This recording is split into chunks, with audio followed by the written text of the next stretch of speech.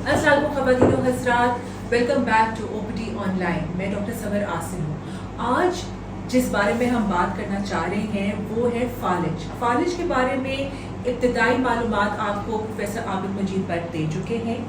आज उनसे ही हम बात करेंगे कि अब एक दफ़ा इलाज यानी कि तशख़ीस हो गई कि फालिज हो चुका है, अब आगे क्या करना है। इसके लिए दोबारा हमने मदऊ किया है professor Abid Majeed Bhat. Welcome back sir and thank you very much for coming here and आप ही के वीडियोस को देखकर हमारे पास सवालात आए हैं और ये सवाल आया है कि फालिज हो जाए तो अब क्या करें। देखें, जैसे मैंने अपनी प्रीवियस वीडियो में बताया कि फालिज के दो मेन इकसाम होती हैं। एक किस्म में तो खून की शरीयान बंद होती है और अगर आप ये यूँ समझ लें कि अगर हम 100 मरीज़ फालिज के ले लें तो 70 से 75% लोगों की खून की शरीयान बंद होती है और 25 से 30% लोगों की खून की शरीयान फटती है। तो जब किसी शख्स को फालिज होता है तो अब दोनों में से कोई भी कैटेगरी हो सकती है। हम CT स्कैन पहले करते हैं जिससे पता चलता है कि खून की शरीयान बंद हुई है या खून की शरीयान फटी है।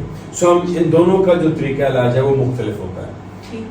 जब हम खून की शरीयान बंद होने की बात करते हैं, जो मेजॉरिटी पेशेंट्स में देखा जाता है, उसके अंदर हम एक ख़ास किस्म का टीका लगाते हैं जिसको हम TPA अपनी ज़बान में या अल्टेपलेज अपनी ज़बान में बोलते हैं। इस टीके को लगाने की शर्त ये होती है कि मरीज़ फालिज की अलामात शुरू होने के 4 घंटे के अंदर अस्पताल रिपोर्ट कर दे और उस अस्पताल में रिपोर्ट करे जहाँ पे ये टीका लगाया जाता है। जैसे कि हमारे अस्पताल शालीमार में ये टीका लगाया जाता है। तो जब ऐसे पेशेंट्स उस वक्त पे आ जाते हैं और उनमें किसी किस्म की कोई काउंटर इंडिकेशन नहीं होती कि उनको वो खून के क्लॉट को तोड़ने वाला टीका लगाने की कोई काउंटर इंडिकेशन हो तो हम उसको लगा सकते हैं।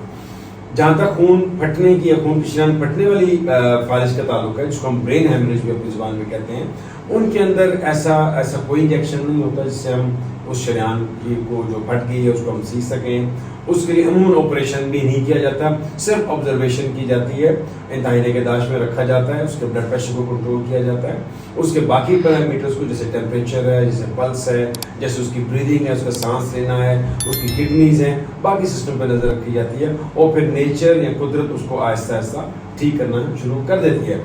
फालिज उन अमराज में से है जो कि दिनों की या कुछ चंद हफ्तों की बीमारी नहीं है, ये आगे लंबा इलाज चलने वाला होता है और इंसान को आमतौर पर फिजियोथेरेपी करवाने की ज़रूरत होती है।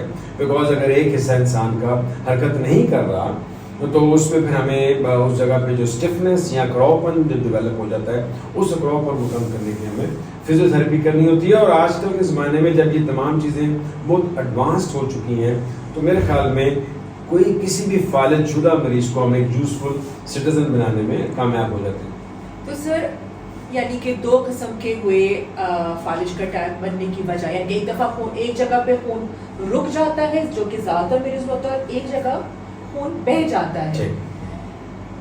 तो आप कह रहे हैं टीका लगाते हैं TPA और उनको चंद अस्पतालों में लग जाता होता है और वो 4 घंटे यानी कि जब आपको आसार महसूस हो तो ज़रूरी है कि हम अस्पताल भागे, 4 घंटे के अंदर अंदर पहुंच जाए। इसका फायदा क्या है, इस टीके का फायदा क्या है और बनिस्बत उसकी आप गोली को इस्तेमाल देखें, होता ये है कि जो इनफैक्ट ये आपको ये सुन के खुशी भी होगी और थोड़ी सी हैरानगी भी होगी। जब हमने ये तरीका इलाज पाकिस्तान में शुरू किया तो हमारा ख्याल था कि जैसे जिस अस्पताल में मैं काम करता हूँ तो आसपास की जो वादी है वो वक्त पे नहीं आ पाएगी, उस 4 घंटे के अंदर नहीं वो आएंगे।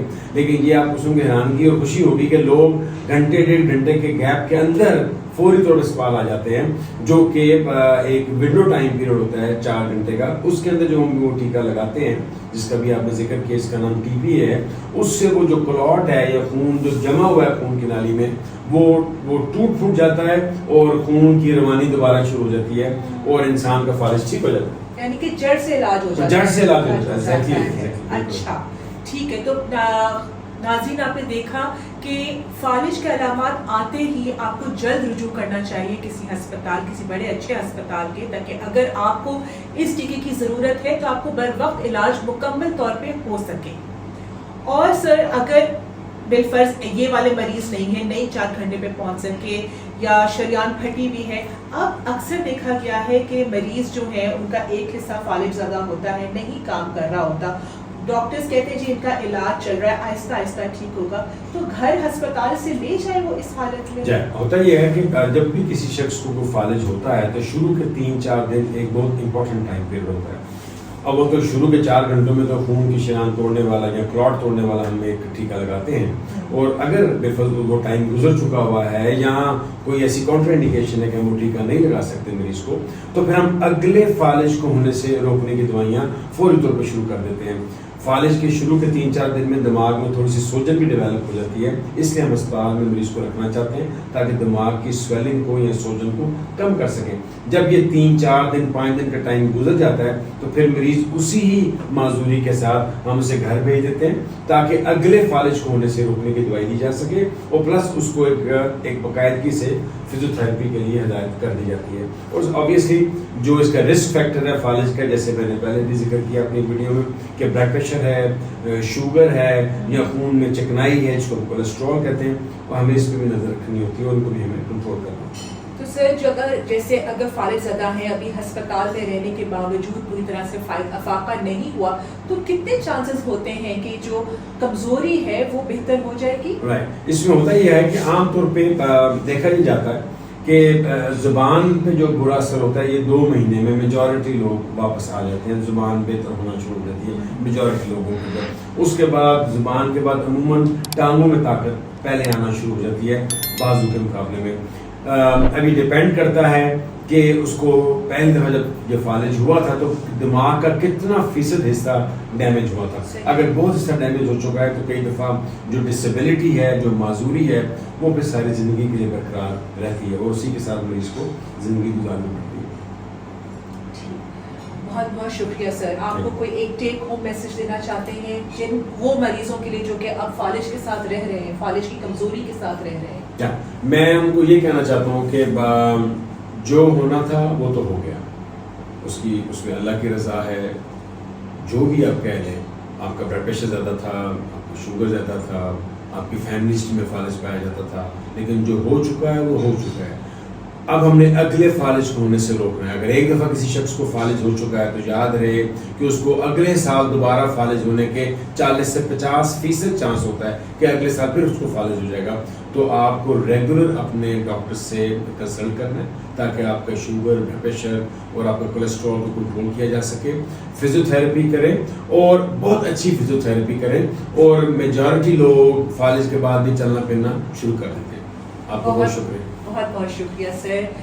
اب تک کے لیے OPD آن لائن کے پلیٹ فارم سے پروفیسر عابد مجید بٹ اور ڈاکٹر سمر عاصم کو اجازت دیجیے. سوالات کوئی آپ کو ذہن میں آئے تو پلیز کامنٹ سیکشن میں سوال پوچھیے, انشاءاللہ جواب دیں گے. اگلی ویڈیو تک کے لیے اللہ حافظ.